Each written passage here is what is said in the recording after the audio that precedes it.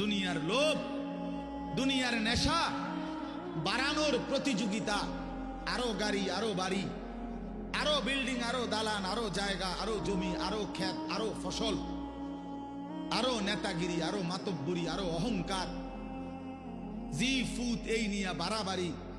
আল্লাহ তাআলা বলে সব এগুলো তোমাদেরকে ডুবাইয়া দিল, আখিরাত ভুলাইয়া দিল।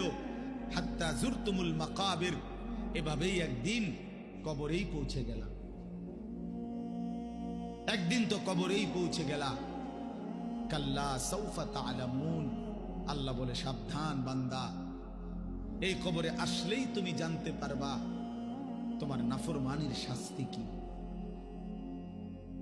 সুম্মা কাল্লা সাউফা তা'লামুন, আবারও জানতে পারবা হাসরের ময়দানে জাহান্নামের শাস্তি দিয়া তোমার নাফরমানির পরিণতি কি। দুইবার বলছেন আল্লাহ, একবার বলছে কবরে জানতে পারবা তোমার নাফরমানির শাস্তি কি, আরেকবার জাহান্নামে জানতে পারবা হাসরে তোমার নাফরমানির শাস্তি কি। সামান্য কয়টা বুট বেচতে বেচতে বেচারা এক ওয়াক্ত নামাজ পড়ে না, কদ্দুর চা বেচে, দুইটা বন বেচে, বেচারা এক ওয়াক্ত নামাজ পড়ে না। একটা অটো চালায়, নামাজ পড়ে না। একটা সিএনজি চালায়, নামাজ পড়ে না।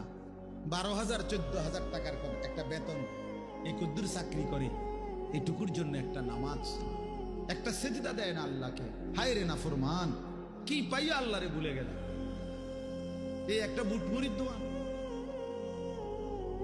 একটা বন বিড়ির দোকান, একটা অটো, একটা সিএনজি, 12,000 14,000 20,000 টাকার একটা সামান্য চাকরি, এই সামান্য এটুকুর জন্য আল্লাহকে ছেড়ে দিলেন, আখিরাতকে ভুলে গেলেন। আস্তাগফিরুল্লাহ, আস্তাগফিরুল্লাহ।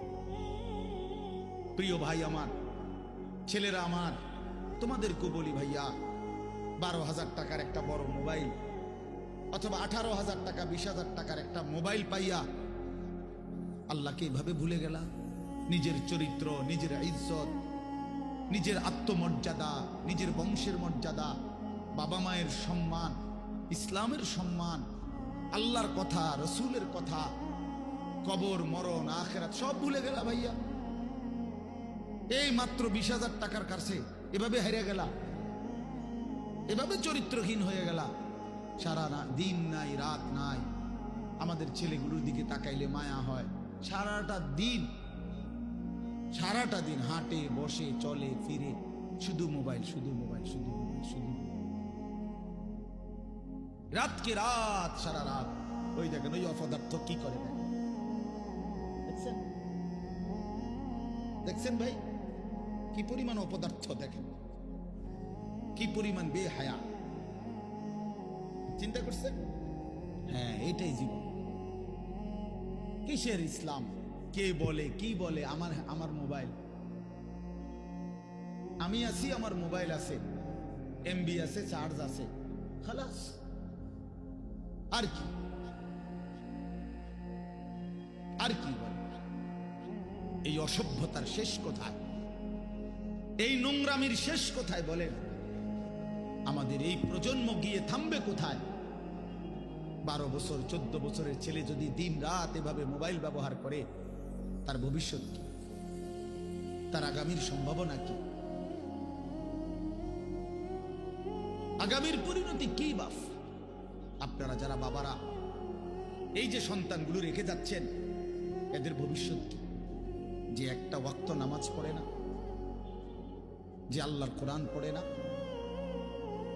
আল্লাহ আমাদেরকে বুঝ দান করেন, আল্লাহ আমাদের দিল দান করেন, আল্লাহ তাআলা আমাদেরকে ফিকির দান করেন। আমার ভাই, আমার বাবা আমার, তাইলে মূল বক্তব্য হলো, আমাদের জিন্দেগির একটা মূল বিষয়, আমরা মুসলমান হিসাবে আমাদের মৌলিক দায়িত্বই হলো দুইটা জিনিস। একটা হলো গুনাহ বর্জন, আরেকটা হলো আল্লাহ তাআলার হুকুম পালন। এটাই আমগো জিন্দেগি। ভাল লাগলো এটাই কাম, ভালো না লাগলো এটা কাম। মন মতো হইল এটাই জীবন, মন মতো না হইল এটা জীবন। কথা বুঝেন না? নামাজ আমারে পড়তেই হবে। এবার যত কষ্টই লাগুক, যত ক্লান্তি লাগুক, আমাকে পড়তেই হবে।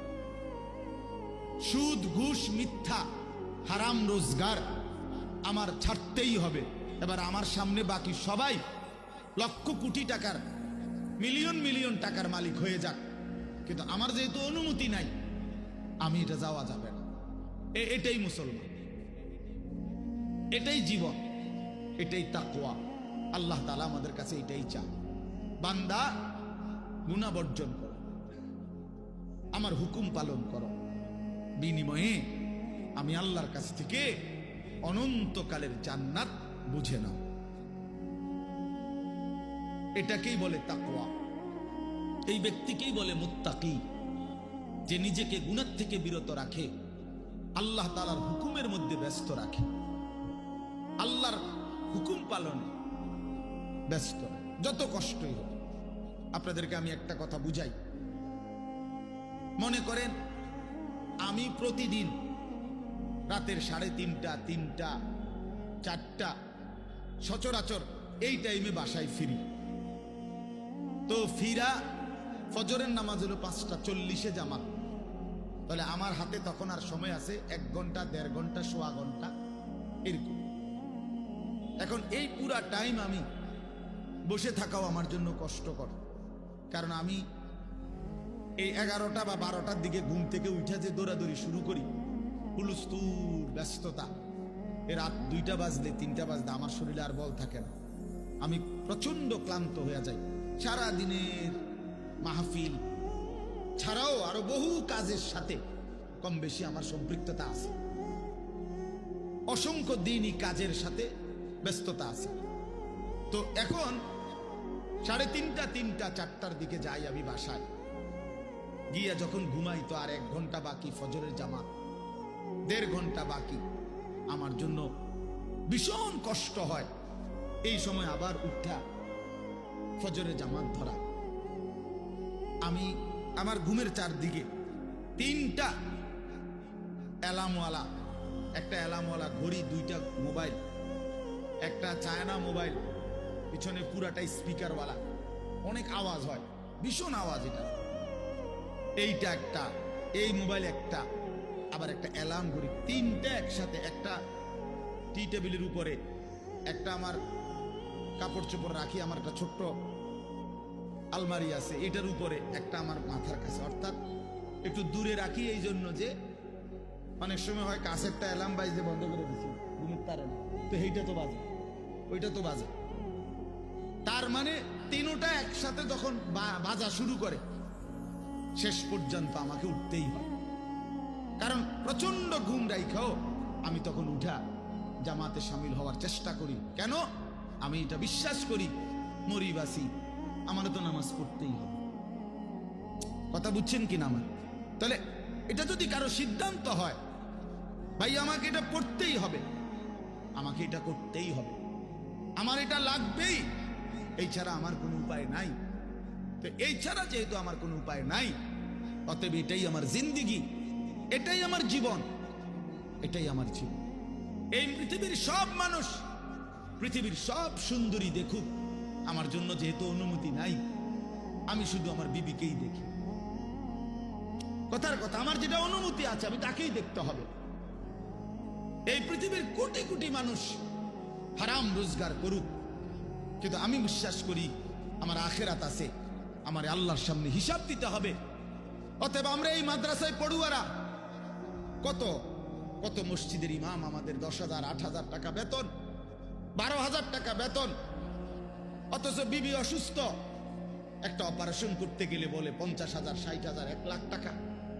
বেচারার চোখ দিয়া পানি পড়ে যে হায় কোত্থেকে কি হবে। কিন্তু এরপরেও এই 8-10 হাজার টাকা বেতনে আমাদের এই কওমি মাদ্রাসাগুলোর বেতন, উস্তাদদের যা বেতন তো আমরা বলি না, এই যাই একটু ওজিফা দেয়, এটা তো এক একজনের 50, 60, 70, 80 হাজার টাকা করে, ঠিক না? কি বলে জানেন? অল্প কয় টাকা, অল্প কয় টাকা। এইটুকু দিয়ে খোদার 30 মাস, 30 দিন আখেরাতের আশায়, পরকালের আশায় কলজা বাইন্ধা হারাম থেকে বাইচা জিন্দিগি চালায় বাপ।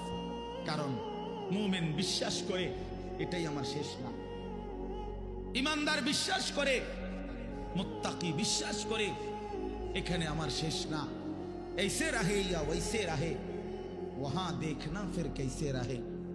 দুনিয়া এমনি কিংবা হেমনে, একভাবে না একভাবে থেকেই গেলাম, দেখার বিষয় হলো সেখানে কেমন থাকবো। নিজের ভালো দরকার।